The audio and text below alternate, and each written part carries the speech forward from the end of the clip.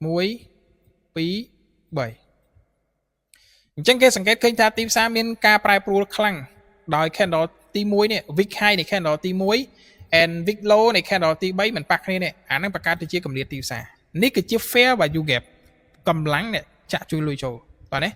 cầm lắng này chạ chui lùi cái này là bạc cá phe và du gẹp cái mẹn vậy pi low tham frame ấy low đầm lấy tham frame can từ tôi cầm lắng của tôi bị như này chẳng cái ai tầm lứa cái ai đầm lấy từ lứa 2 tham frame bố group mắt chật than tu tới á cái tay từ ai đầm lấy từ lứa nè thông mấy cái mà đây đầm lấy lứa nè tôi chứ mẹ than nè tôi ót đầm lấy gì nè tôi miên đầm lấy tam nè tôi nè thông cái miên đầm lấy tam nè thông to nó chẳng tiếp xa này được như này cái ai tầm lấy từ lứa 2 tham frame cái anh là lấy từ lứa fair value gap mà mau nè chạ châu fair value gap mà mau nè đó khiสมัย mơรูปเพียบมือไปchoประมาณเลยรอบร้อยเลยcho FG มันตี FG bình tí mấy bạn kia đòi đầm lấy đòi xa tay pu nắng mình ai vô chia phiếp bất là có chỉ cô đai ba này toàn đấy mấy cái ông dễ sợ này cái vậy mà dương ta ô ở này thưa project đi mua thử mấy chuyện này ngày ban 20 liên rồi là chừng nãy ông pay liên mà này tới chuyện đánh ban 30 lúc có 20 liên cái gì tập phân đó nghe ai hiệp hai là cái hiệp à toàn đấy tôi chứ thua bay ba chơi chứ thông mấy cái con nào đo và ô cô đáy với thử ban trẻ cái con này gì chẳng này té tôi nó chênh mau rồi bay ca thấy sẽ như ngày chẳng là không tôi nó cứ follow up ta mà thùng cái na direction thùng và cọt thay với tư này hay tôi nó với tư làm được như này có bàn tay với đá với chế vì miếng key and time and price direction và tiếp sát với đa chẳng vì mình thật đá tôi được thùng ấy thùng bị đá box tôi chẳng ô nhẹ nhảy chơi mà nhẹ nhảy đọc bây giờ dương thì chập tôi trade nó cứ thay bạc cách bạc cánh là không mà khít nâng mỏng về khá nó cứ thay technique kho nó cứ bạc cách bạc cánh là không lâu time frame này ngay ủa nè khá nó mình miền master từ lưỡi ICT đi cho mà trade ban mà khai pi khai để chập bay tí pram tí confirm hay cho time frame môi nát chỉ nè OTI xuống chơi time frame nè OTI nó khi là với đọc hàm tí số thằng master hay này từ lưỡi mê đến master hay nữ từ lưỡi bot bị sọt đó nó auto cho bạn này cái trade âm one cái trade second cái trade bảng đã sai cái master rồi toàn này cái chế hay tại bên này mấy trade master trade low time frame mà rồi phía rồi là từ rồi từ phun nôm mà từ phun nôm mày từ rồi chị low time frame mà đại trade bảng này dương ai focus được không hai time frame bị biên đại của nhung trăng vậy chẳng mình mến low time frame bạc cát cầm ho này cứ dương nó ngay từ bạc cát cầm ho được không low time frame từ sai chấp tiếp sao cho bạn nè chẳng xôm thà pra đấy là không hai thằng rồi chấp FG mà máu chẳng tới nè cái chạm bách cho mà tái vì miên confirmation chỉ order block chẳng tục lại cho tới miên mà để là entry này không đi không nè mà để là entry ok trong người điền channel bạc kia đó nè ok chắc này chia fair và du gap nè mình thà ô bạc cát chia bully chẳng chia bully fair và du gap ấy anh ấy cái chia bully hay nè chia mưa chẳng màu anh ấy cái chia bully fair và du gap ok nhé nè bully fair value gap ok nè bully fair value gap anh ấy hả nhưng mơ tiền mà anh miền bully anh miền đấy miền là bè đi chập bè đi mà bè đi fair value gap chẳng rồi ta lấyประเภทnày ở đây tao mình sẽ tập về cái toàn đấy mình sẽ là ô FVG chặt cho FVG thiệt nè mình chẳng đi nữa cái khác có bị ai khai chiên bờ sân này toàn đấy chẳng bị giật bị giấy nè chặt cho bài chặt cho xe nó bị giật bạc cân được trong market forex scam thì là ok anh ấy cái chia bullish fair value gap này ở cái những số thành chạy cũ array môi mơ môi na năng chia valid na strong mình strong na bài ban na mình bài ban ôi lục ai nè này thằng pi nè mơ chạy slide vậy ô chạy cho FG vậy mơ mới bị miên confirmation là dương trade ban nó miên trade trade to nó array môi của ai pra ban đọc đòn này array mới có ai pra ban đòn hay mà đón nó có admin không array nó có miên này này về khác FG mới có ai bọc bài này chương tí mới có bọc bài này chẳng bài dân vậy tới market này mình miên phép bất cốt na môi ở dân chạy lẹ đi admin phép chạy lẹ này không tìm xa đi to này sao ai pra pro ban đằng nè ai pra pro ban đằng bởi chẳng miên là FG mình chăm bạch bạc inversion mà thấy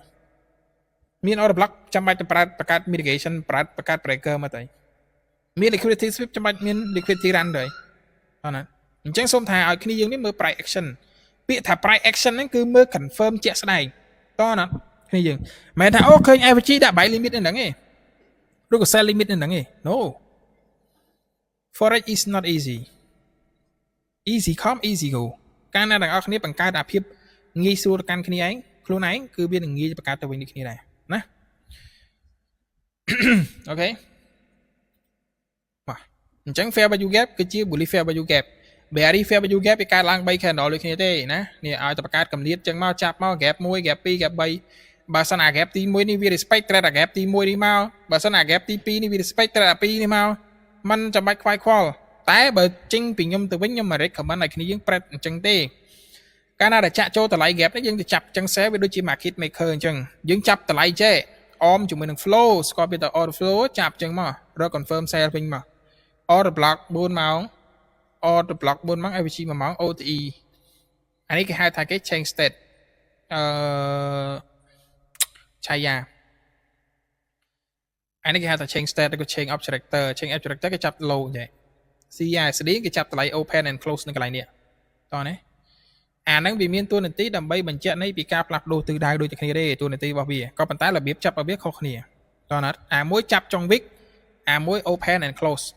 តោះអូខេចប់ AVG inversion AVG នេះយើងនៅតែ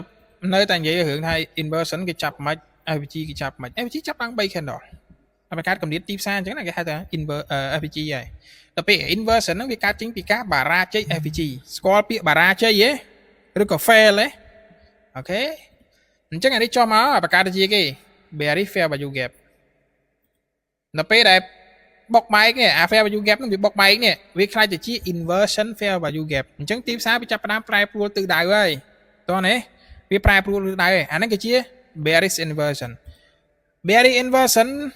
ឬក៏ bullish inversion มันអាចចាប់រយៈពេលយូរបានទេมันអាចចាប់រយៈពេលយូរបានទេឧទាហរណ៍ថាប្រៃបដើពីណាពីណីមកបង្កើត gap មួយដើរចុះមួយខែពីរខែអញ្ចឹងទៅដល់ពេលអានេះដើរបុកបែកទៅអ្នកខ្លះនេះឲ្យតែបារាជា AVG ខ្លះជា inversion បារាជា AVG ខ្លះជា inversion ហ្នឹងចប់បាត់ហើយអត់ទេគេឲ្យតម្លៃនៅគៀកគ្នានេះ array ទាំងអស់ work អត់ array ទាំងអស់ work ទាំងអស់មានតម្លៃទាំងអស់ក៏ប៉ុន្តែគ្នាយើងនេះគេចាប់មិនឲ្យតម្លៃគេពាក្យច្រើននេះទៅចាប់អញ្ចឹងយើងធ្វើជា market maker ហ្មងចាក់ចូល sell ចាក់ចូល buy ចុយម៉ែដូច market maker ចាក់ផ្សារកំពុងឡើងគឺចាប់ចូលអញ្ចឹងទៅនេះផ្សារកំពុងបុកឡើងគឺចូល sell នឹងហ្នឹង confirm អីគេអតីតកាលដែលវាដើរហើយនេះកុំសូវឲ្យតម្លៃវាពេកនេះឲ្យអាបច្ចុប្បន្នកាលដែលវាដើរគៀកអញ្ចឹងតែចាប់ trade ទៅមិនសូវមានកំហុសទេហើយដល់ពេលគ្នាយើងនេះទៅចាប់តែម៉ែអានេះបុកឡើងស្ទុយចាប់ equity sweep បាច់អានេះឡើងទៅ sweep បាច់ sell យកបណ្ដោយម៉ែ account $1 លានក៏ដាច់ដែរបើវាមិនដាច់ពេលហ្នឹងក៏វាដាច់ពេលក្រោយដែរ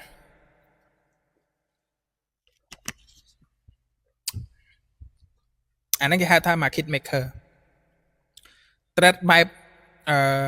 market maker ស្គាល់ market maker ចឹងសារបុកឡើង sell បាច់សារបុកចុះបាយបាច់អាហ្នឹងគេហៅថា market maker ហើយតោះណា market maker ខ្ញុំពីមុនអញ្ចឹងដូចគ្នាដែរខ្ញុំ trade បែប market maker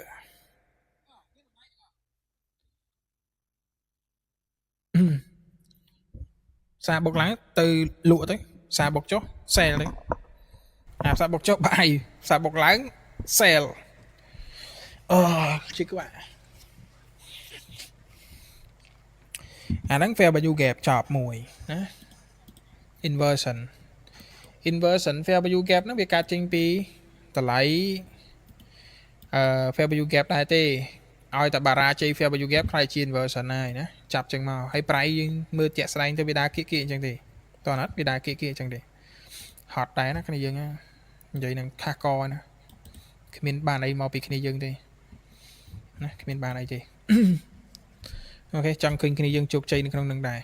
តែប៉ុណ្្នឹងទេជាទស្សនវិស័យរបស់ខ្ញុំអញ្ចឹងយើងមើលមកអានេះគឺជា inversion ហ្នឹងណាយើងមើលជាក់ស្ដែងមកណានេះឃើញទេ inversion fair value gap ហ៎សុំកុំចាប់រយៈពេលយូរណាសុំរយៈពេលយូរឧទាហរណ៍ថានេះវាបែកអញ្ចឹងមកយើងចាប់ទៅជា inversion អត់ត្រូវទេណារយៈពេលត្រឹមនេះអាកន្លែងពេលវេលាដែលវាដើរគៀកអញ្ចឹងយើងចាប់ពីមកណាហើយប្រភេទនៃ array ទាំងអស់ណាបើសិនក្នុងករណីថាលំហូរទីផ្សារកំពុងចុះនេះ confirm ជាក់ស្ដែងនេះគៀកអញ្ចឹងទៅរបៀប test របស់ខ្ញុំចាប់ order flow បងបើសិនផ្សារចុះខ្ញុំរកអាកាស sell ផ្សារឡើងខ្ញុំរកអាកាសបាយខ្ញុំប្រើ PD array ទាំងអស់បង តោះនេះខ្ញុំប្រើ PD អីទេ goal ណាមាន10លេខវាមាន10លេខទៀតមាន100លេខចុះហើយវាមាន100លេខចុះទៅទៀតអញ្ចឹងបើសិនវាចុះហើយមាន confirm array នៅខាងលើនេះទប់តម្លៃយើងរកអាកាស cell មករកអាកាស cell មកបាច់ចាំទៅបជ្រះវាទេយើងកុំព្យាយាមថាឡានកំពុងតែបុកជីទៅឡានគេកំពុងទៅអញ្ចឹងហើយយើងទៅឈប់ពីមុខគេឲ្យគេឈប់ឲ្យគេឈប់មិនគេឈប់គេថាចុះអានឹងខ្មោចជាស្អីបុកមួយណាគេអត់ឈប់ទេ internal liquidity high low ដូចគ្នាទេអូនណានេះអញ្ចឹងបើសិនក្នុងករណីថាទីផ្សារកំពុងឡើងយើងរកអាកាសនេះឡើងជាមួយគេទៅអូខេគេចាក់ចូល FG គេចាក់ចូល FG respect អញ្ចឹងវាដកជើងមកយកចំណតយើងហ្មងយកចំណតយើងទិញលើកឡើងដែរតើណាសារពងចុះបងឯងរកអាកាស sell ដែរមកណារកអាកាស sell ហើយ test ឡើងទៅវិញវា sell ហ៎អាហ្នឹងវាស្របមួយ flow hot អានេះនិយាយមែនមក FG ចប់ inversion កាលណាបារាចេះ FG ខ្លះជា inversion ហើយណាដូររយៈពេលខ្លីដែលវាដើរគៀកគឺអញ្ចឹងយើងឲ្យតម្លៃវាមកអានេះគឺជា inversion ជាទូទៅវាតែងកើតមានដូចជា liquidity high and liquidity low ណាអូខេអានេះ inversion fair value gap ហើយចូលមួយទៀតតើតើជាមួយនឹង BPR ដែលយើងនិយាយតើតើជាមួយនឹង balance price range double fair value gap 2ត្រួតស៊ីគ្នា balance price range ជាទូទៅតម្លៃទីផ្សារមានការប្រែប្រួលខ្លាំងមកខ្ញុំហ៊ាននិយាយថាមានការប្រែប្រួលខ្លាំងឧទាហរណ៍ថា price ដល់ពេលដែលវារុញឡើងទៅខ្លាំងចេះវាបង្កើតជា bullish មួយស្រាប់តែវាចាក់ចូល key level នេះវារុញចុះមកវិញឆ្វាច់បង្កើតទៅជា bearish មួយ bearish ធំជា bullish ចេះថា bearish ធំ bullish តូចអញ្ចឹងយើងមើលកន្លែងណាជាតម្លៃ gap 2ត្រួតស៊ីគ្នាមានតែចាប់តាមអាពូអាតូចនេះទេដែលជាត្រួតស៊ីគ្នាណាអានេះគឺជា BPR balance price range ហ្នឹងតោះនេះ BPR តែប៉ុណ្្នឹងឯងទេ BPR ក៏ balance price range អូខេអញ្ចឹងចាប់ real market ឲ្យគ្នាយើងបានឃើញណា BPR ឬក៏ balance price ណានេះអានេះគេហៅថា bullish fair value gap ក៏បានអូចាប់នេះស្អាតជាងនេះអញ្ចឹង BPR ឬក៏ balance price range នេះវាកើតចេញពី double fair value gap 2ត្រួតស៊ីគ្នានេះ gap 2ត្រួតស៊ីគ្នានេះអញ្ចឹងកន្លែងនេះចុះមក bearish មួយអានេះឡើងទៅ bullish មួយអញ្ចឹងកន្លែងណាដែលមាន gap 2ត្រួតស៊ីគ្នាអូខេចាប់ប៉ានេះមកនេះគឺជា BPR ឬក៏ balance price អូខេយើងឃើញទេវា respect ទេពេលខ្លះមិនមែនថាអូបងកន្លែងហ្នឹងមាន BPR តែកន្លែងហ្នឹងមាន FVG ដែរកន្លែងហ្នឹងមាន inversion ដែរកុំខ្វាយខ្វល់ច្រើនបើវាចាក់ចូល FVG ត្រូវ FVG ទៅមិនចាំបាច់ចាប់ BPR ក៏បានណែកុំបង្កើនភាពស្មុគស្មាញឲ្យខ្លួនឯងណាអូបើចង់ថាអូខ្ញុំចង់ចាប់ inversion trade inversion ចាប់ទៅលើនេះមក inversion trade inversion chill តោះនេះអូចង់ចាប់ BPR double gap អូខេ double gap តោះ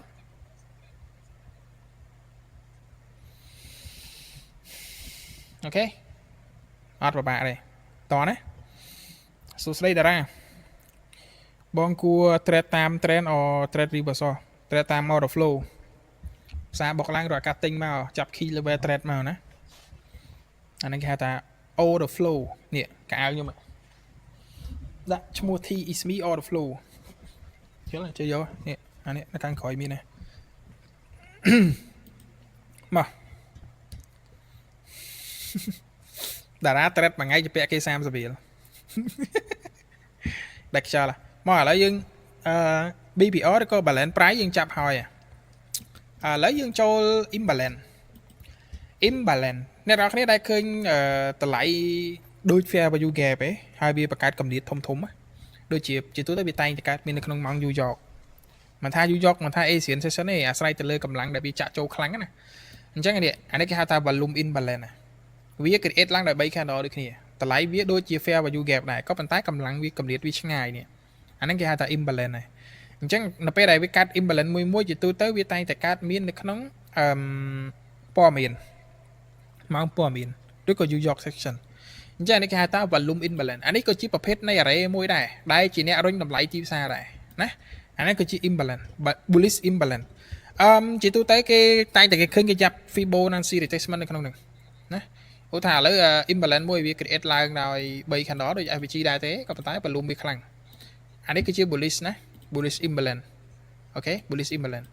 អញ្ចឹងគេចាំចេះបើសិនក្នុងករណីថា bullish ផ្សារមានបង្កើតឡើងទៅលើចេះហើយណាអានេះគេហៅថា bullish ហើយណាអញ្ចឹងចំណុច reset នៅក្នុង imbalance ពីមុនគេចាប់ Fibonacci retracement គេចាប់នៅក្នុងហ្នឹងមកកាលណាដែលវា retest មកវិញចាក់ចូលចន្លោះពី70ទៅ79នេះអានេះគេហៅថា OTE ណា ឬក៏ discount នៅក្នុង imbalance គេរក confirmation នៅកន្លែងនេះក៏ប៉ុន្តែភាពជាក់ស្ដែងដែលខ្ញុំនិយាយថា price action ណាទោះបីជាវាចាក់ចូល 10% 20% ក៏ 30% ក៏យើងអាច confirm នៅក្នុងនឹង trade បានដូចគ្នាដែរតោះណា 20% ក៏អាច trade បានដែរ 30% អាច trade បានឲ្យតែមានតម្លៃអ្នកទិញអ្នកលក់នៅក្នុងហ្នឹងយើងអាច trade បានទាំងអស់តោះយើងអាច trade បានទាំងអស់អូខេយើងអាច trade បានទាំងអស់អាហ្នឹងតើតឹងជាមួយនឹង imbalance អញ្ចឹង imbalance វាមាន2 bullish and bearish ចាប់ពីមកអាណា bearish trade bearish ទៅអាណា bullish trade bearish ទៅពេលខ្លះវាអាចខ្លាយទៅជាផ្ដាច់អាហ្នឹងក៏វាមានដែរมันមានភាពពិតប្រាកដនៅក្នុងហ្នឹងឯណាអញ្ចឹងយើងមើលតម្លៃទីផ្សារជាក់ស្ដែងទៅ trade ទៅអានេះគឺជា bullish imbalance នេះអានេះគឺជា bearish ណាអូខេ bearish មកចាប់ចឹងមកអញ្ចឹងអានេះឡើងដល់ចិត្ត 50% ហើយឬក៏ equilibrium នៅក្នុង imbalance ហ្នឹងឯង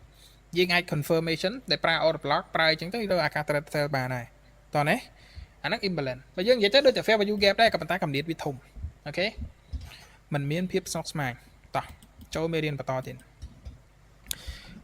ខ្ញុំនិយាយតទៅជាមួយនឹង opening gap គ្នាយើងដែលឃើញទៅពេលដែលបើកផ្សារមកឈើផឹកទឹកមួយសិនឈឺកឡើយហើយឈឺកហើយតាបងឈឺកហើយខាកហើយនេះអរគុណបងនាងស្មានហ្នឹងគេផឹកឲ្យឯងនៅ live បរិញ្ញាអាសាគេគ្នាយើងនៅ view ច្រើនតោះឥឡូវយើងចូលទៅជាមួយនឹង opening gap អូខេ opening gap មាន2មាន day opening gap and new week opening gap គ្នាយើងដែលសង្កេតមើលឃើញថានៅពេលដែលទីផ្សារវាបើកមកវាមានដាច់ gap នេះអាដាច់ gap ចេះអាហ្នឹងគេហៅថា opening gap open price នៅពេលដែលទីផ្សារវាបិទនៅថ្ងៃសៅរ៍ម៉ោង4តែដឹងពីពេលវេលានៅក្នុងការបិទបើកទីផ្សារណា trade មិនដឹងថាទីផ្សារវាបើកម៉ោងប្រហែលបិទម៉ោងប្រហែលដាច់ខ្យល់ហើយអញ្ចឹងផ្សារបិទម៉ោង4បើកម៉ោង5មិនថា new week ឬក៏ day ទេណាបើសិនជាថ្ងៃឆ្លងពីថ្ងៃឧទាហរណ៍ថ្ងៃអង្គារថ្ងៃអង្គារផ្សារបិទហើយមិនមែនផ្សារបិទថ្ងៃច័ន្ទទេណាផ្សារបើកថ្ងៃច័ន្ទម៉ោង5ផឹកមកដល់ថ្ងៃអង្គារម៉ោង4យប់នេះចូលថ្ងៃអង្គារហើយអញ្ចឹងផ្សារបិទម៉ោង4ថ្ងៃអង្គារបើកវិញថ្ងៃអង្គារទៅដែរម៉ោង5អញ្ចឹងចន្លោះនៅក្នុងការបិទបើកនេះ market close market បិទអញ្ចឹងដល់ពេលដែលបើកម៉ោង5មកយើងគ្នាយើងដាច់ឃើញដាច់ gap ជាទូទៅដាច់ពី day ថ្ងៃមួយទៅថ្ងៃមួយអានេះគេហៅថា day opening gap បើសិនក្នុងករណីថាថ្ងៃអង្គារអូខេវាដាច់រយៈពេលខ្លីតែ1ម៉ោងអញ្ចឹងកម្រិតវាក៏ខ្លីដូចគ្នាដែរដោយសារ opening gap វាកាត់ដោយសារតែមានការ hold position ឆ្លងថ្ងៃឬក៏ឆ្លងអាទិត្យជាទូទៅ opening gap ដែលវា work នៅក្នុង new week opening gap day opening gap វាមានរយៈពេលខ្លីតែ1ម៉ោងអញ្ចឹងកម្លាំងនៃទីផ្សារនៅក្នុង1ម៉ោងក៏វាអាចតិចមែនទែនដែរតោះណាហើយវាស្ថិតនៅក្នុងម៉ោង3ម៉ោង4ម៉ោង4ម៉ោង5យប់ទៀតវាសិតតែអត់សង្កត់ថាពេលខ្លះកម្លាំងមានណាក៏ប៉ុន្តែវាមានតិចនៅក្នុងការ trade នៅក្នុង position ហ្នឹងអញ្ចឹងជាទូទៅ opening gap គេតែងសង្កេតមើលថានៅក្នុង new week opening gap បានវាមានតម្លៃខ្លាំងតោះណាឬមានកម្លាំងខ្លាំងអញ្ចឹង opening gap មាន2 day opening gap and new week opening gap កាលណាដែលដាច់បែបនេះគេហៅថាជារបៀបម៉េចគេមើលសម្គាល់ឬក៏សម្គាល់វាថាវាជា day ឬក៏ new week គេមើលចេះអញ្ចឹងគេដាក់ closure មកអូយើងមើលជាក់ស្ដែងកន្លែងនេះក្រោមនេះយើងឃើញថ្ងៃសៅរ៍ទី7ថ្ងៃទីខែ7ថ្ងៃទី18អញ្ចឹងផ្សារមិនបិទម៉ោង3ទេផ្សារបិទម៉ោង4ណាដោយសារខ្ញុំដាក់លើ candle នេះវាដាច់ប៉ុណ្្នឹងហើយណាអញ្ចឹងកាលណាដែលគេឃើញដាច់បែបនេះគេហៅថា opening gap ហើយអានេះគឺជា new week opening gap វាបើកនៅថ្ងៃណាថ្ងៃច័ន្ទនេះថ្ងៃច័ន្ទម៉ោង5ឃើញទេអញ្ចឹងកាលណាដាច់អញ្ចឹងគេហៅថា new week opening gap អញ្ចឹងរបៀបចាប់ new week opening gap ឬក៏ day opening gap គេចាប់ចំណោះនៅក្នុងការដាច់ candle បែបនេះមកនេះពី candle ទៅ candle មួយគេថា new week opening gap បើ day យើងចូលមើល day មកយូរទៅ day អត់សូវប្រហែលទេអា day វាសូវមានប្រហែលទេ day ដោយសាររយៈពេលវាខ្លីពេកហើយវាសូវពីឆ្អិតវាសូវ work ទៀត day ណា day អត់សូវ work ទេណាយើងមើលនេះមកអានេះ day នេះឃើញទេនេះក៏វាដាច់ gap ដូចគ្នាដែរឃើញទេវាទូចពេកណាគេនេះចុះបាច់មកចុះមករុញទៅវិញបាត់អានេះគេហៅថា day opening gap ចាប់កន្លែងដែលវាដាច់ candle ហ្នឹងមកណាជា day opening gap ហើយយើងសម្គាល់ day អាស្រ័យទៅលើមើលថ្ងៃយើងមើលថ្ងៃក្រោយនេះយើងដាក់ closure អញ្ចឹងមកយើងមើលមកនេះថ្ងៃគេអង្គារយើងមើលមកនេះ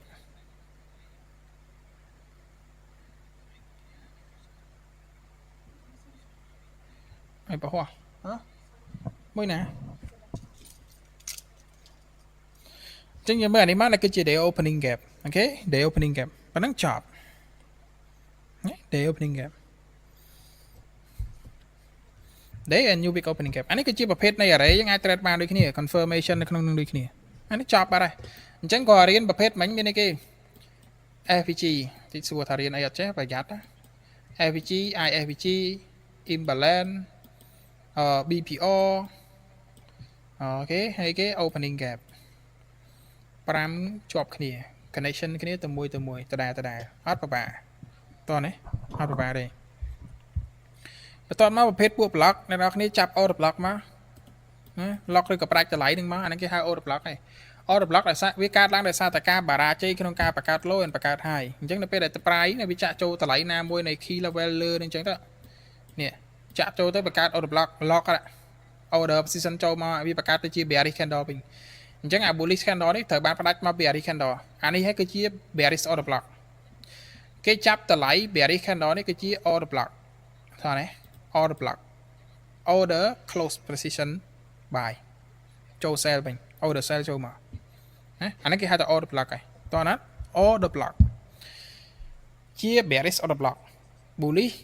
នៅខាងក្រោម bearish នៅខាងលើទីទូទៅ order block វាតែងនៅ liquidity high and liquidity low អានេះគឺជា order block ដែលគេនិយាយថាជា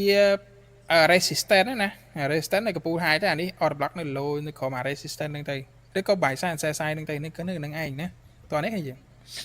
ជាទូទៅនៅគៀកហ្នឹងអាចចាក់ចូល retest មួយជើងពីរជើងដោយសារតែតម្លៃពួកហ្នឹងសិតតែបង្កើតនៃការទិញលក់នៅក្នុងហ្នឹងហើយណាកាលណាដែលបង្កើត order block មួយមិនមែនចេះតែកើតមានឡើងទេនៅក្នុង high time frame អញ្ចឹង order block វាកើតឡើងដោយសារការបរាជ័យក្នុងការបង្កើត high អញ្ចឹងវាឡើងដល់តម្លៃ high ទៅវាចុះមកក្រោមវិញទៅហ្នឹងបរាជ័យហើយវាកើតឡើងដោយសារតែការ lock ឬក៏ផ្ដាច់តម្លៃពី bullish ចុះមក bearish វិញអាហ្នឹងគឺជា bearish order block តន់มันមានភាពលំបាកទេបើរៀនជាមួយខ្ញុំនិយមន័យចាប់ភាពជាក់ស្ដែងឲ្យមើលណាអូខេអញ្ចឹងចាប់មកអានេះគឺជា bearish order block យើងឃើញជាក់ស្ដែងអានេះបុកឡើងឆ្វាច់ណាបុកឡើងឆ្វាច់ទៅអានេះចុះមកឆ្វាច់គេចាក់ចូលគេ FVG បង្កើតទៅជា bearish order block នេះចាប់មក bearish order block អានេះក៏ bearish order block ឃើញអត់ bearish order block អានេះក៏ជា bearish order block ដែរអញ្ចឹងបើសិនអានេះ bullish អានេះចង់ផ្ដាច់គេអានេះហើយគឺជា bearish order block ចាប់តម្លៃ body របស់វាមកនេះ bearish candle នេះក៏បានដែរជា bearish order block ដែរតោះនេះដល់ពេល bullish យើងមើលជាក់ស្ដែងខាងក្រោមណា bullish អានេះគេចង់មក bearish ឆ្វាច់អានេះឡើងទៅផ្ដាច់គេប៉ាត់អានេះគឺជា bullish order block នេះ bullish order block បាច់អូខេតោះនេះក៏ប៉ុណ្ណឹងអានេះក៏ bearish អានេះក៏ bearish អានេះ bearish order block អានេះក្រោម bullish bearish នៅ high low ហ្នឹងហើយតោះនេះ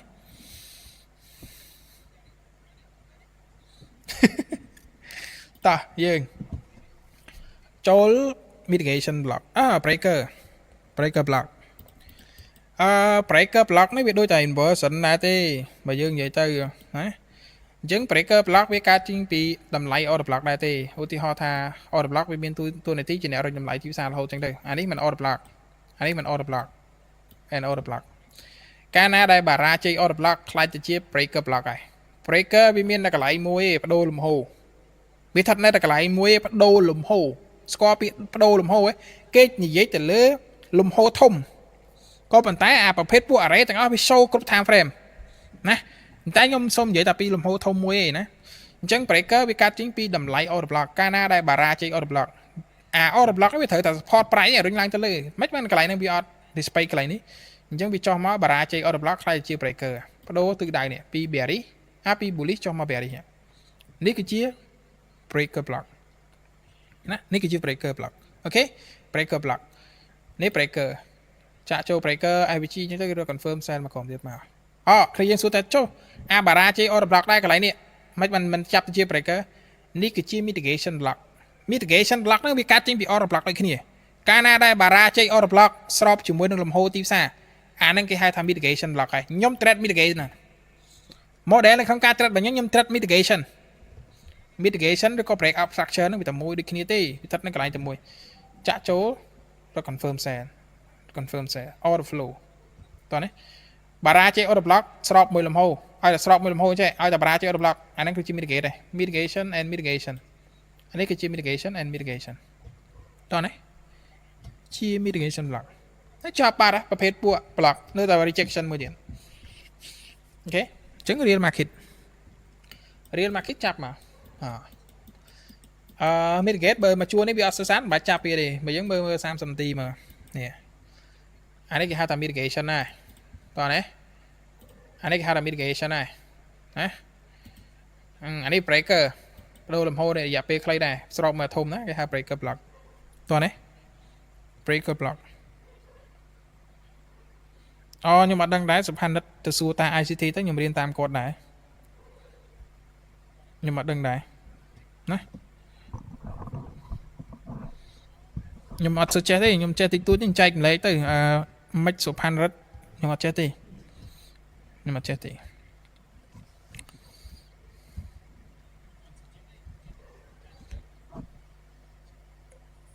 ខ្ញុំចែកម្លែកអ្វីដែលខ្ញុំចេះទេខ្ញុំ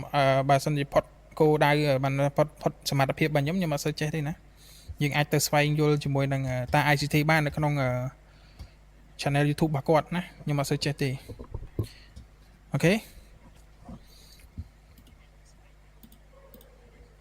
តោះខ្ញុំរៀនតាមមេរៀនរបស់ ICT ដែរអាហ្នឹងបើគេបរៀនមិនខ្ញុំបរៀនអញ្ចឹងដែរទេព្រោះច្បាប់ដើមរបស់គាត់មិនខ្ញុំដាក់អញ្ចឹងដែរទេពេលខ្លះវាអាចខុសដែរភាសាខ្ញុំមិនមែនអ្នកបង្កើតconcept ហ្នឹងទេគាត់ថាយើងជាការចម្លងពីគេទេណាអូខេអាហ្នឹងគឺជា breaker and mitigation block ហើយដល់ពេល rejection ណាគ្នាយើងដែលឃើញតម្លៃ rejection block ហើយ rejection ជាការបដិសេធតោះណា rejection ជាការបដិសេធ reject បដិសេធអញ្ចឹង rejection វាមាន2 rejection ដោយ candle and rejection ដោយ swing គ្នាយើងតែសួរអញ្ចឹងAVG មួយប្រើបានប៉ុន្មានដង AVG ប្រើបានប្រហែលដងអាស្រ័យទៅលើ array rejection ហ្នឹងហើយជាអ្នក confirmation ថាតើ reject នៅតម្លៃណាផ្ដាច់តម្លៃណាឬក៏ចូលតម្លៃណាអញ្ចឹង rejection វាមានតួនាទីដើម្បីបញ្ជាក់ន័យនៃតម្លៃរបស់ array តោះនេះឧទាហរណ៍ថា price វាមានអីគេវាមានbearish fair value gap មួយ bearish fair value gap នេះមួយអញ្ចឹងកាលណាដែលវាចាក់ចូលនេះម្ដងពីរដើមអត់បែកនេះអានេះគេហៅថា rejection ហើយ rejection គេ show ទៅលើ candle នេះដែលវាចាក់ចូលនេះចាក់ big របស់វាអញ្ចឹងមកអានេះគេហៅថា rejection ហើយអញ្ចឹងពេលខ្លះនោះគឺយើងចូលទៅមើលនៅក្នុង low time frame មកណាយើងចូលទៅមើល low time frame មកវាមាន reject ហើយ reject វាមាន2 reject ដោយ swing ឬក៏ reject ដោយ candle reject ដោយ candle ចាក់ចេះម្ដងអត់បែកចុះមកចុះឡើងទៅអត់បែកចុះឡើងដែរអានេះគេហៅថា rejection ដោយ candle កាលណាបែក low ខ្ល้ายជា change state គេរក market structure ចុះមកក្រុម trade ទៀតដែរណា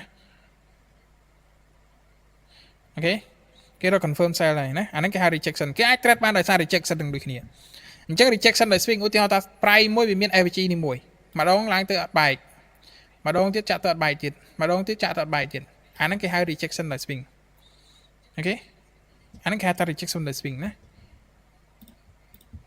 អញ្ចឹង rejection វាមានតួនាទីដើម្បីបញ្ជាក់ន័យនៃតម្លៃ PD array រាល់តម្លៃ array ទាំងអស់កាលណាដែលចាក់ចូលអត់បែកនេះគេហៅ reject ហើយឬក៏បដិសេធហ្នឹងហើយណា rejection អញ្ចឹង PD array ខ្ញុំបរៀនប៉ុណ្្នឹងទេខ្ញុំចោលហើយអត់មានអីពិបាកទេរត់ណារួចពីប៉ុណ្្នឹងទេអញ្ចឹងយើងចូលសំណួរចម្លើយរបស់គ្នាយើងបន្តទៀតណាការ set up voucher ខ្ញុំប្រាប់ថារបៀប thread របស់ខ្ញុំចាប់ order flow thread ហ្នឹងហើយតែប៉ុណ្្នឹងទេខ្ញុំប្រើតែ array របស់ខ្ញុំប៉ុណ្ណឹង array ប្រហែលដែលខ្ញុំបរៀនមិញដូចជា liquidity buy side and sell side liquidity sweep run ហ្នឹងអាហ្នឹងជា model មួយនៅក្នុងការ trade របស់ខ្ញុំហើយបន្ទាប់មកទៀតមកយើងចូលទៅលើគេយើងចូលទៅលើAVG inversion BPR imbalance opening gap ចាប់តែប៉ុណ្្នឹង trade រត់ទៅណារួចពីប៉ុណ្្នឹង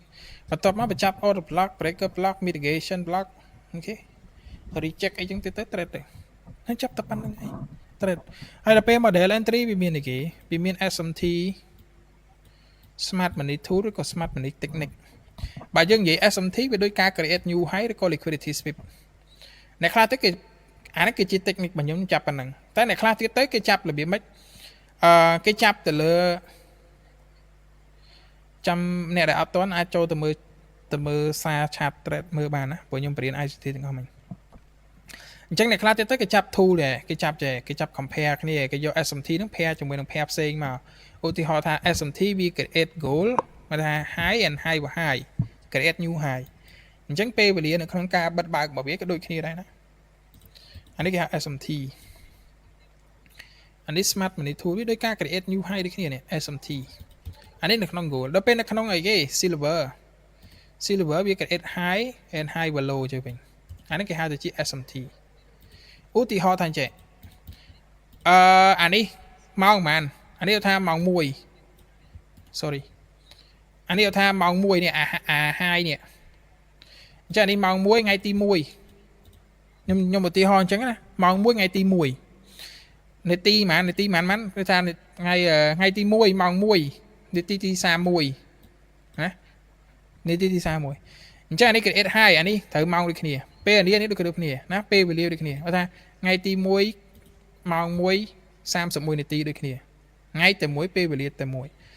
chắc anh ấy cái S low và high chắc anh ấy 2 và 2 tôi nè nè anh ấy được không silver HAG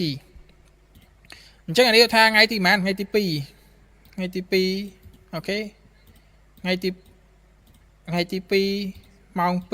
để tí tìm pay p chắc anh ấy cái s new đi nè anh ấy 2 và 2 anh ấy 2 và low tao nói cái s khó khăn nè chắc anh ấy cái hai ta SMT này smart money tool bà dương vậy tới đôi ta liquidity đại tê đôi liquidity sweep đại tê ắt khó khăn thế có cái s new 2 tập năng để hay số thay chạy SMT nè khác cái như thế no SMT no trade យល់ត្រូវក៏ប៉ុន្តែបើសិនជាមាន SMT ហើយมันមាន array តើអ្នកនរគ្នា trade អត់ឥឡូវថាមាន SMT អានេះ create new high ចុះមកចុះបើសិនក្នុងការនេះ SMT នោះវាជា retestment market វិញមិនប្រកាសប្រកាន់ហ្នឹងដែរឥឡូវចេញ SMT មក trade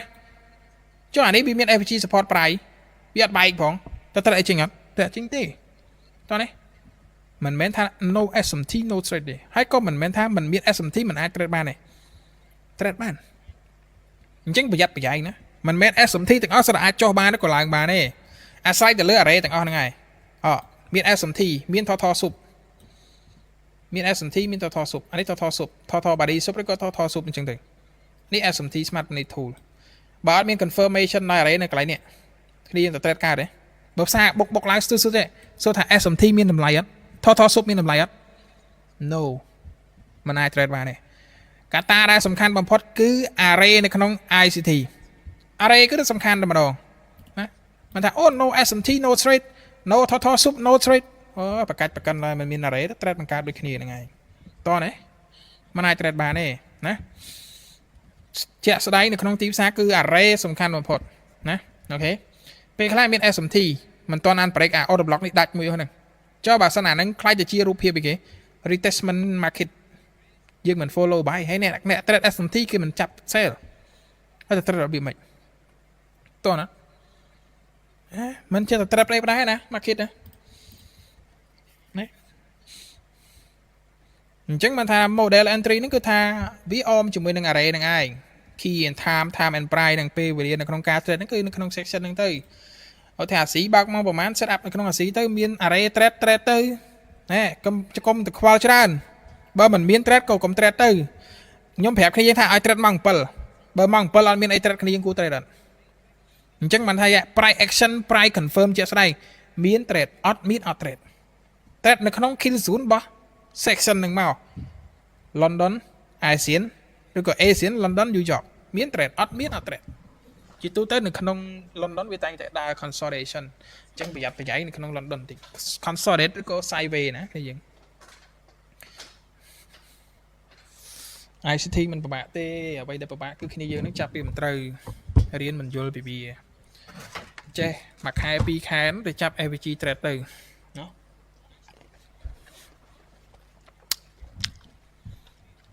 សក់ក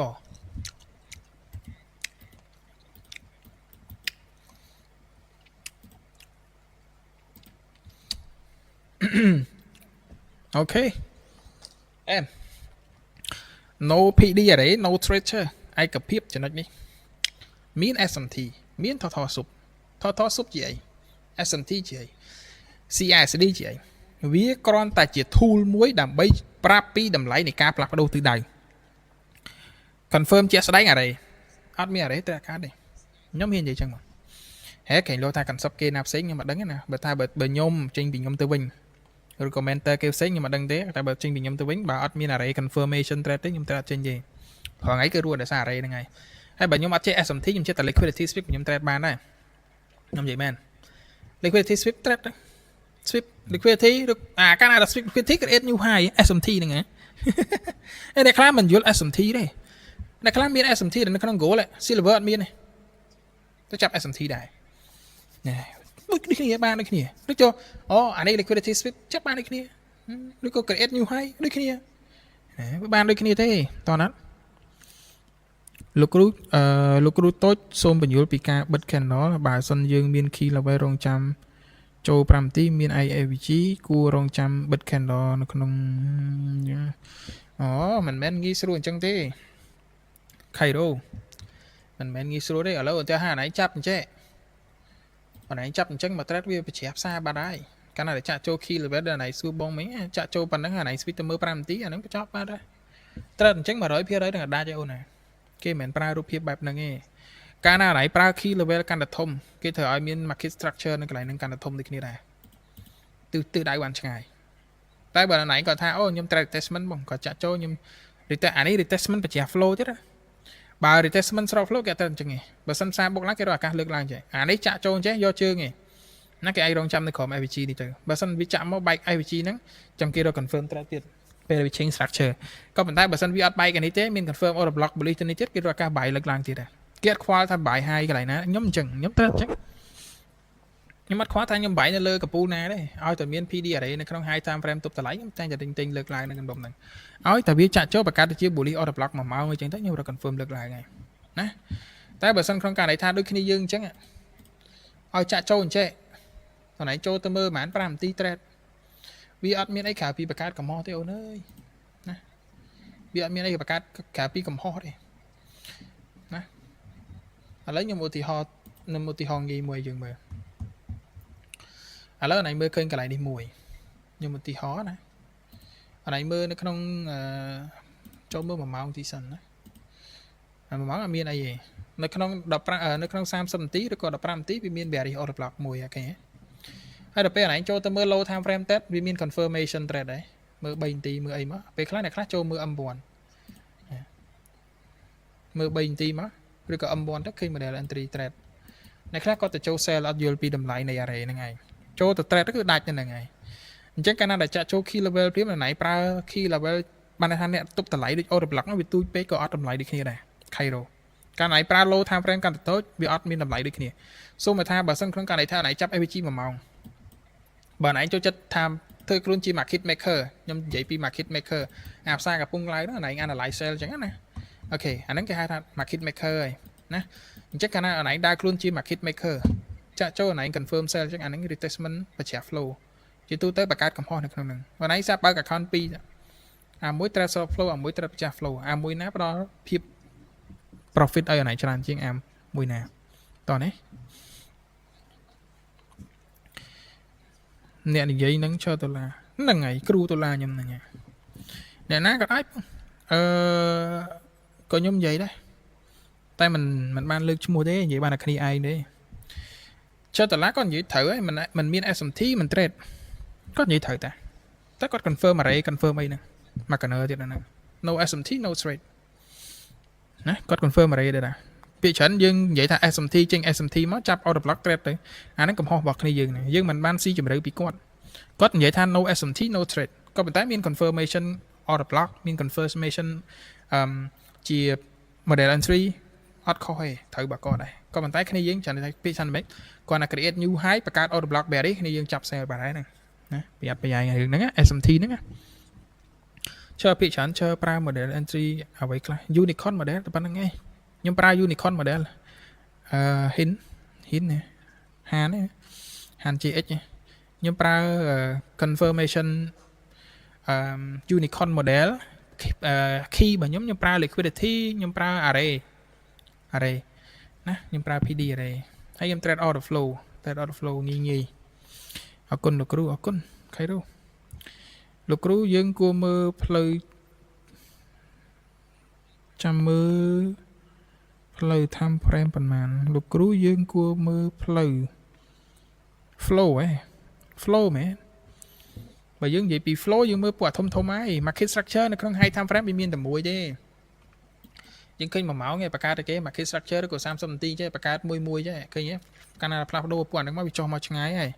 កាលណាវាឡើងទៅវិញវាឡើងឆ្ងាយដូចគ្នាដែរណាយើងពីច្រើនស្របមួយពួកអាធំអញ្ចឹង1ម៉ោង30នាទី4ម៉ោងអញ្ចឹងទៅយើងរក confirm អញ្ចឹងណាអូខេមើលអាធំជាគោលណាលំហូរធំអនឯងទៅមើលនៅក្នុង low time frame ដូចជាពេលខ្លះមាន breaker មាន change state មានអីអញ្ចឹងណាក៏ប៉ុន្តែសួរថាទិសដៅវាទៅបានឆ្ងាយហ៎យើងមើលវាចុះមក4 10លេខទៅវាដូរឡើងចុះឡើងចុះហ្នឹងប្រកាច់ប្រកិនបាត់ហើយនេះបដូរលំហូរនេះបដូរចុះមកទូឡើងបដូរឡើងវិញបដូរទូឡើងចុះមកវិញអញ្ចឹងពេលខ្លះនេះមិនថានៅក្នុង array តូចវាមិន work ទេវា work ដូចគ្នាហ្នឹងក៏ប៉ុន្តែទិសដៅវាខ្លីបើយើងប្រើអាធំទិសដៅវាវែងតោះណាទិសដៅបានឆ្ងាយដូចមនុស្សម្នាក់មានទស្សនវិស័យដើម្បីថារស់មួយថ្ងៃដើម្បីតែមួយថ្ងៃម្នាក់ទៀតគេគិតថារំពឹងថា10ឆ្នាំក្រោយ5ឆ្នាំក្រោយ20ឆ្នាំក្រោយនៅខាងមុខនោះវាទៅជាយ៉ាងណាអានេះគេទស្សនវិស័យហ្នឹងហើយគេមើលនៅក្នុង high time frame go in គេមើលនៅក្នុង high time frame ណាគេមើលនៅក្នុង high time frame ជាលំហូរធំអូខេបងសុំ head point កន្លែងដែលបងចូល trade កាលពីថ្ងៃសុក្រខ្ញុំអត់កត់សម្គាល់ឃើញ position បងចូលបាយនៅតម្លៃ40 44តែមានមូលហេតុអ្វីបានបាយព្រោះខ្ញុំបាយខ្ញុំឃើញ daily bearish 4ម៉ោង1ម៉ោងក៏ bearish ដែរ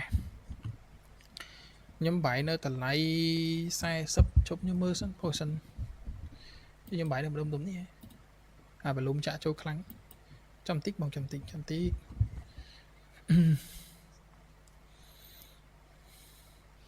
អូសួរខ្លួនខ្ញុំបាយ account មួយណា account X នេះឬក៏ account នៅ Lironic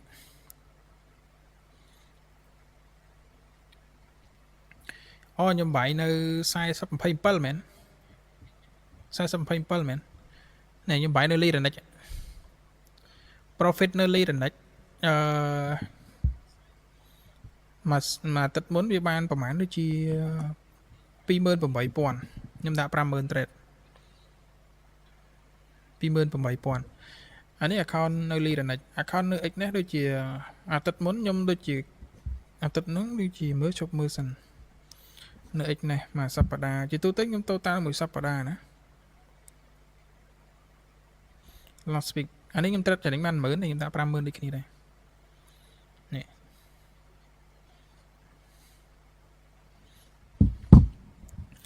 ខ្ញុំបាយ position ខ្ញុំមើលសិនអូខេ40 44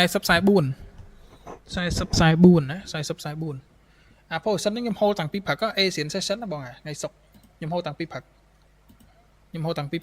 ចាំតិច wait បងខ្ញុំមាន head point ចាំតិចខ្ញុំ mark session សិន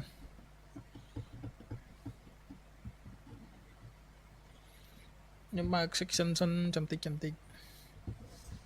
ពួកខ្ជិលចាប់ម៉ោងព្រោះមាន indicator ជំនួយដែរខ្ញុំបាយនៅ Asian session ម្ដុំនេះបងខ្ញុំបាយនៅ40 44ណាម្ដុំនេះ40 44នៅលើនេះ40 44នៅលើម្ដុំនេះ40 44នៅម្ដុំណានេះម្ដុំនេះខ្ញុំបាយនៅម្ដុំនេះ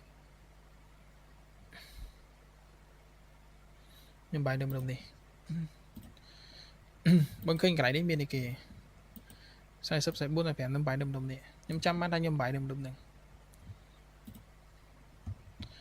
បងដឹងថា position ហ្នឹងខ្ញុំចូលពេលណាឯង position ហ្នឹងខ្ញុំ hold តាំងពី Asian session position ហ្នឹងខ្ញុំនិយាយមែនខ្ញុំ hold តាំងពី Asian session ចុះមិនតិចលេខទេចុះចិត្ត20លេខខ្ញុំ hold ខាតអស់ជាប្រហែលពាន់ទេ 4,000 account ខ្ញុំប្រហែលខ្ញុំចូលពេលហ្នឹងខ្ញុំចូលតាម1 lot 2 lot account នៅ Lironic ហ្នឹងមែន Lironic ទេនៅ X នេះខ្ញុំចូលនៅ40 44ជុំអានេះអត់មានបង account ច្រើនពេកវិញ40 44នេះមាន40.7ចាំតិចបងaccount ច្រើនពេកបងអើយអូខេ40 44ខ្ញុំចូល2 lot ក៏ប៉ុន្តែអានេះខ្ញុំ hold តាំងពីនៅនេះទេបងខ្ញុំ hold តាំងនៅនេះខ្ញុំនិយាយមែនណាខ្ញុំ hold តាំងនៅនឹងខ្ញុំខាត់នឹងបកណើណាខ្ញុំ hold តាំងនៅនឹងខ្ញុំ hold តាំងពី Asian session ណានេះវាចុះមកដល់ក្រោមនេះវាដាច់ SL ទេវាដាច់ SL ទេព្រោះខ្ញុំចូល lorry ទេ ก็ปัตเตอร์แมนยมโจนั่นนี่ให้บอกยมโจเนี่ยนั่นนี่มันมีเซตอัพเบอร์นั่นนี่อันมีเนี่ยนั่นนี่มันมียมเซตอัพนั่นนี่ให้ก็ปัตตายมโฮลโฮดอลเวลาที่จะนั่งวิ่งยมโจนำดมเนี่ยยมเคยมีสวิปโลเนี่ยเอเซียนเซสันcho mặt sweep low ให้วิ่งล่างตัวบุรีวิ่งยมโจมือปรามตีด้วยวิ่งสะอาดเป๊กยมใบนำดมนั่นใส่สับใส่บุญ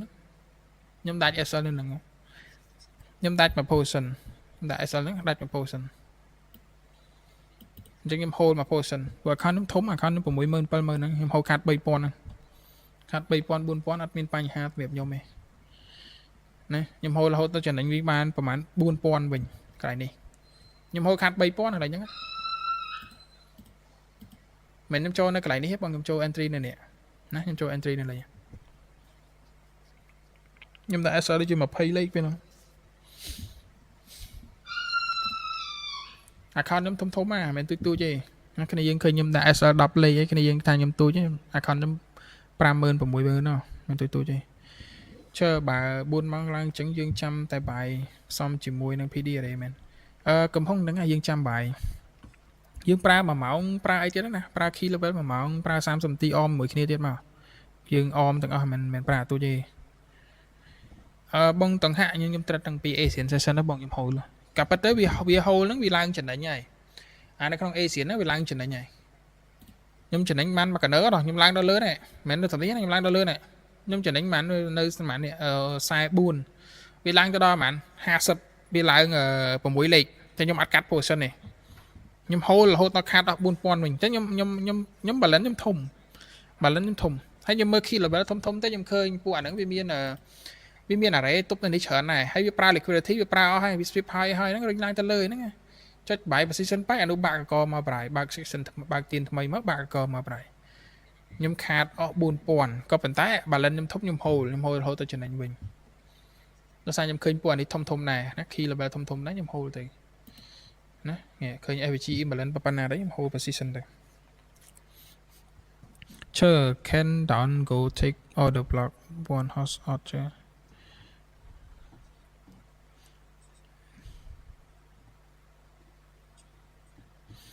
order block มาเมาส์เม้นดีหัวอะไรเม้นอันนี้พูดมั่งปัญหาไหนเลยเนี่ย order block ก็เป็นได้ปลายจะสไลด์อะไรวินเลยนะแค่ยังปลายอะไรวิโอ้จอมาดาว6 ใบไซส์ซับ6 ใบจะเมื่อไปได้แก็บฮอตเลยđấy của chỉ tu tới trong tayสังเกตเบอร์ท่าบัตรสนคือขนมการไหนท่าไพร์ได้เบี้ยบัตรในขนมการนี้จะไหลแฮปปี้เวลาเรา6 ใบเวลาจะเลยได้ดับเลยไงนะจังอันนี้วิไอได้แก็บลางจะเลยจะมือเชี่ยสไนปักลางสันนะจะมือเชี่ยสไนสันหมดมาตีได้หมดเลยมาคนนี้ยังvậy màเติมเหมือนเทคนิคtrong suy của bạn này nè phải chỉ mau bùng bậy cái lá nhưng bật lái hot á tăng pì mau ngàn không thèm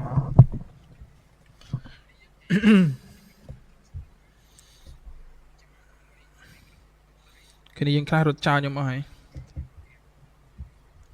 มันจังไง